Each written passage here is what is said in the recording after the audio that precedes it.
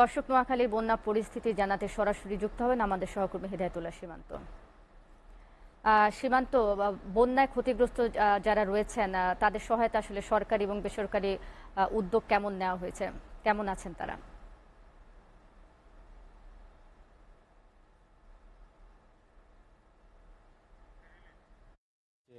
প্রত্যন্ত অঞ্চলে এখনো পানির নিচে ডুবে আছে, যদিও যেগুলো উঁচু স্থান রয়েছে সেখান থেকে পানি কিছুটা নামতে শুরু করেছে, সেটি কিন্তু পর্যাপ্ত নয়। এখনো মানুষ যে ঘর বাড়িতে ফেরতে পারছেন না, অর্থাৎ হচ্ছে সেখানে হাঁটু পরিমাণ পানি, যার কারণে এখনো মানুষ দুর্বিষহ জীবনযাপন করছেন। আর ত্রাণ সহায়তার কথা বলতে গেলে আমরা দেখি যে সরকারি বেসরকারি বিভিন্ন সংস্থা ত্রাণ নিয়ে আসছেন, মানুষদের মাঝে ত্রাণ দিচ্ছেন, এবং কি যে শিশু খাদ্য, এখন আপনি জানেন যে এই শিশু খাদ্য এবং কি সুপেয় পানির অভাব রয়েছে এই নোয়াখালী অঞ্চলে, যে প্রত্যন্ত অঞ্চলে মানুষ রয়েছে তারা খুব কষ্টে দিনাতিপাত করছেন। পাশাপাশি বিভিন্ন রোগ বালাই, সর্দি কাশি জ্বর সহ এই চুলকানি, অর্থাৎ মানুষে অনেক দিন ধরে প্রায় 15 দিন যাবৎ সে পানিতে বসবাস করছেন, যার কারণে বিভিন্ন তাদের রোগ বালাই দেখা দিয়েছে। এই মুহূর্তে চিকিৎসা সেবা নিয়েও কিন্তু মানুষ চ্যালেঞ্জের মুখে রয়েছেন, বিশেষ করে শিশু এবং নারীরা।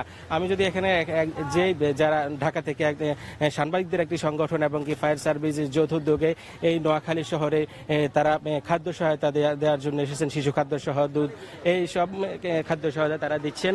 পাশাপাশি আমি যদি একটু কথা বলতে চাই, যারা ত্রাণ নিয়ে আসছেন, কি অবস্থা, আপনারা তাদেরকে ত্রাণ দিচ্ছেন, আর কেমন যে পরিস্থিতি দেখছেন? না, আমরা আসলে এখানে এসে যেটা শুনতে পেয়েছি, গতকালকে পানির যে অবস্থা ছিল তার চেয়ে একটু কমে এসেছে। তো এর ফলে হচ্ছে যে অনেকেই চুলো জ্বালানোর সুযোগটা পাচ্ছে।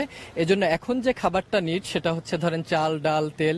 তো আমরা এরকম ঢাকা থেকে সাংবাদিকদের একটা সংগঠন এবং আমার নিজের গ্রামের বাড়ির হাই স্কুলের একটা সংগঠন থেকে আমরা প্রায় 4 লাখ টাকার মতো উপহার ম্যানেজ করেছি। আমরা এটা ত্রাণ বলছি না, সেখানে আমরা 3 কেজি চাল, ডাল, লবণ, পেঁয়াজ, আলু এগুলো নিয়ে এইটা এখন আমরা এখানে উপহার হিসেবে যারা বন্যা দুর্গত তাদেরকে তুলে দেওয়ার চেষ্টা করছি, এবং এটা যাতে সুন্দরভাবে বন্টন হয় তাই আমরা ফায়ার সার্ভিসের একজনকে দেখছি আমরা। আপনারা কি উদ্যোগ নিয়েছেন এই নোয়াখালী মানুষের পাশে? অ্যাকচুয়ালি এখানে যে তরুণ সাংবাদিক সোসাইটি এবং প্রত্যন্ত গ্রামাঞ্চলের একটা স্কুল থেকে তারা যে সুন্দর উদ্যোগ নিয়েছে, উদ্যোগ নেওয়ার পর নোয়াখালীর প্রত্যন্ত অঞ্চলে এটা তারা বিতরণ করার জন্য ফায়ার সার্ভিসের সহযোগিতা চেয়েছে।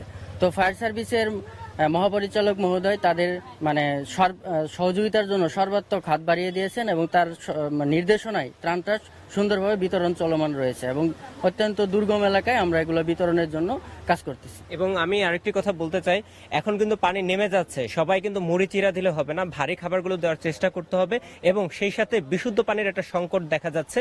এই বিশুদ্ধ পানির একটা ব্যবস্থা করতে হবে, অন্ততপক্ষে খাবার সবাই কিছু পেলেও বিশুদ্ধ পানির সংকটে কিন্তু ভুগছে অনেকেই। শারমিন, আপনি দেখছিলেন তারা বিশুদ্ধ পানি এবং শিশু খাদ্য এবং শিশুদের দুধ নিয়ে আসছেন, এই যে গ্রামীণ যারা জনপদে আছেন তাদেরকে যে খাদ্য সহায়তা পৌঁছে দেওয়ার জন্য। পাশাপাশি এখন এই মুহূর্তে বেশি চ্যালেঞ্জ হচ্ছে চিকিৎসা সেবা, অর্থাৎ মানুষের পানি কমার সাথে সাথে ঘরে ফিরতে শুরু করবেন, এরই মাঝে অনেকেই অসুস্থ হয়ে পড়ছেন। আমরা দেখি যে বিভিন্ন আশ্রয় কেন্দ্র এবং বিভিন্ন চিকিৎসা ক্যাম্পে তারা ছোটাছুটি করছেন। শারমিন ছিল আমার কাছে নোয়াখালী থেকে বন্যা পরিস্থিতির সর্বশেষ।